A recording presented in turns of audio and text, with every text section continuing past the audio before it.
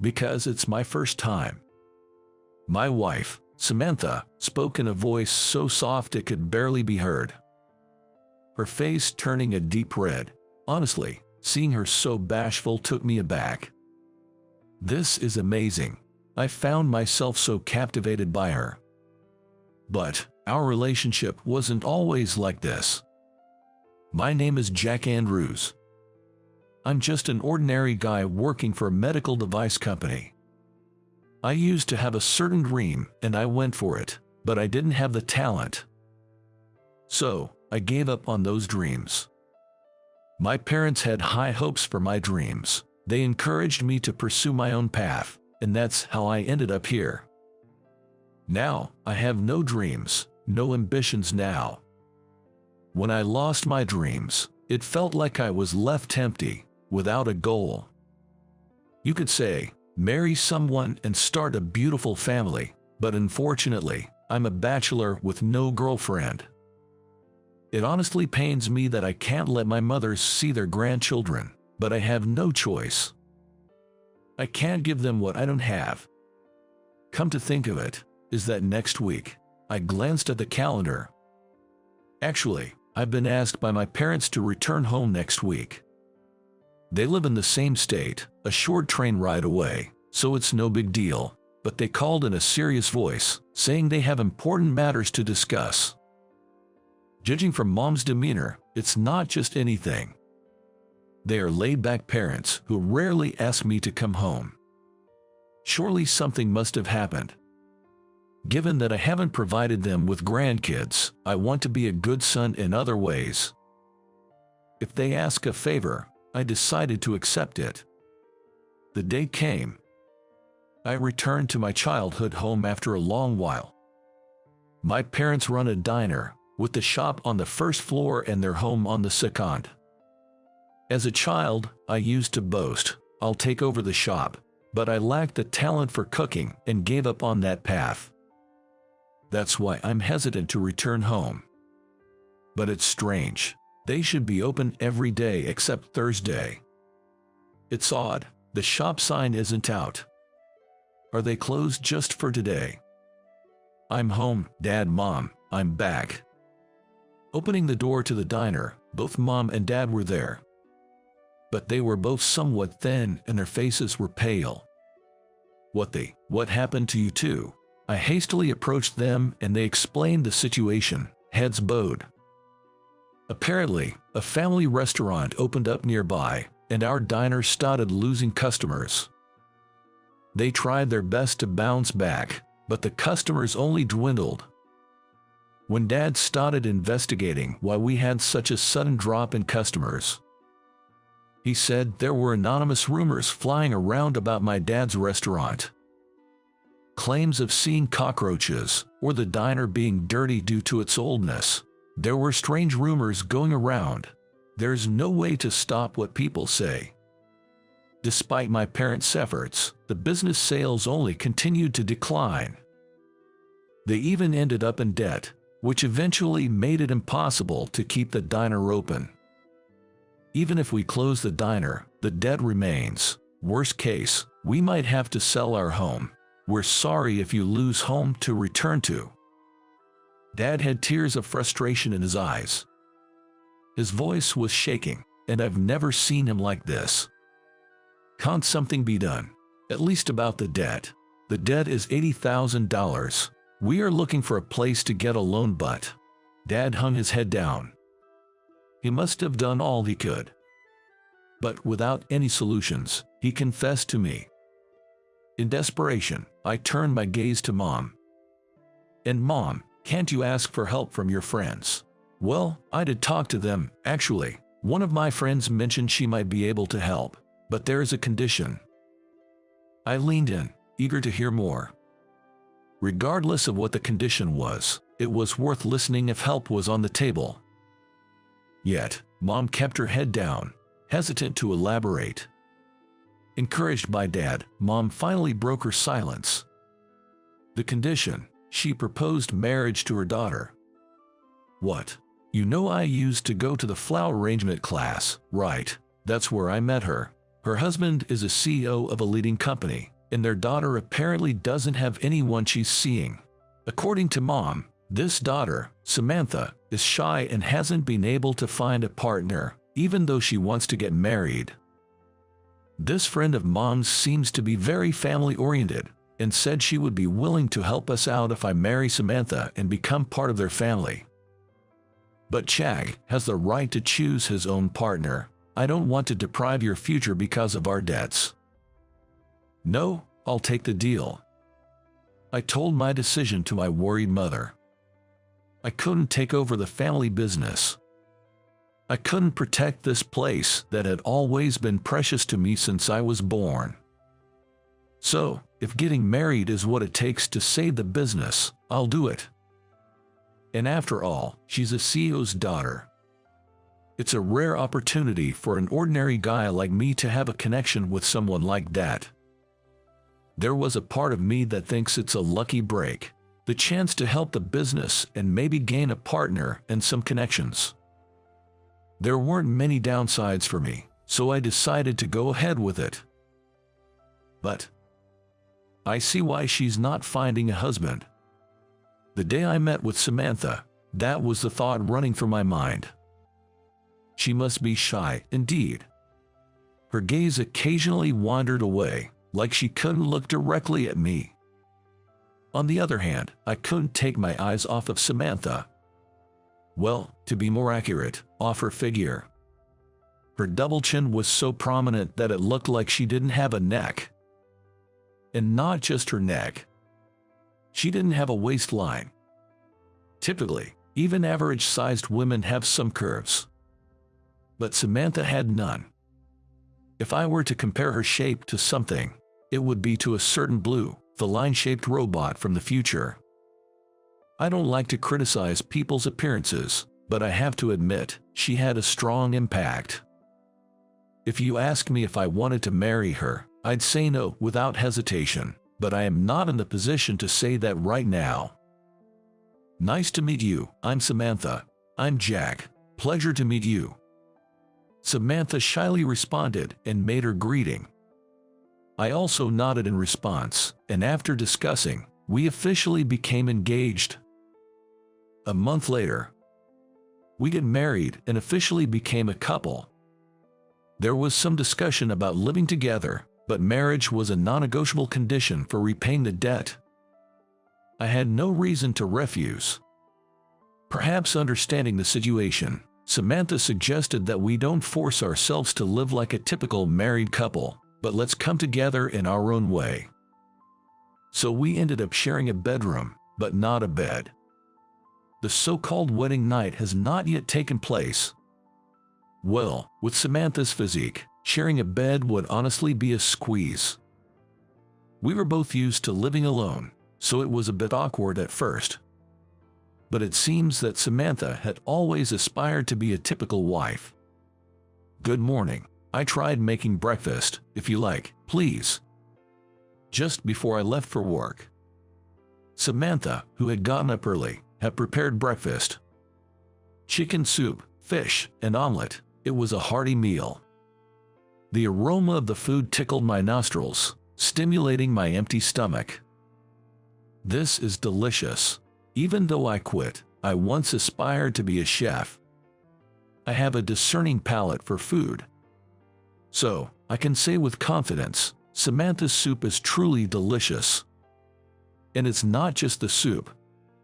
The seasoning of the fish is just right, and the omelet, its color, shape, and taste are all perfect. The quality is as good as any restaurant. This is amazing. It must have been tough to make breakfast of this level, right? It's delicious. I was so engrossed in my breakfast, Samantha's face gradually turned red. I'm glad. Be confident. I'm a diner owner's son. After all, Samantha, you're a great cook. With that, I finished my meal, not hiding my genuine opinion. Samantha, she shyly hid her face behind the tray she was holding. Well, I've never served my homemade food to anyone before. I'm happy. Though she appeared extremely shy, Seeing Samantha genuinely happy was adorable. They say don't judge a book by its cover, and that might be true. Samantha, aside from her looks, has a very playful and adorable personality. She's so domestic that you'd forget she's a CEO's daughter, and she almost flawlessly manages household chores. Except, it seems like she's not very good at doing laundry. The other day she ended up turning all my shirts blue. She seems to still be getting used to sorting by colors. I'm sorry. They've turned completely blue, haven't they? I've made that mistake before too. A mistake that would depress me if I had made it somehow becomes forgivable when Samantha does it. I slowly fell in love with Samantha. At first, I wasn't sure what was going to happen, but by the time we had been living together for 6 months, what am I going to do? The doctor said I might not be able to have a baby. One day, Samantha came home crying. Apparently, something had come up during her health checkup. I can guess why. I don't necessarily expect us to have children, so don't cry so much. But with my current figure, you won't be able to hold me, Jack. I choked up.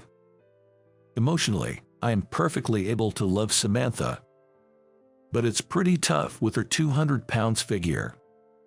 While I was struggling for words, Samantha seemed to make up her mind, looking at me determinedly.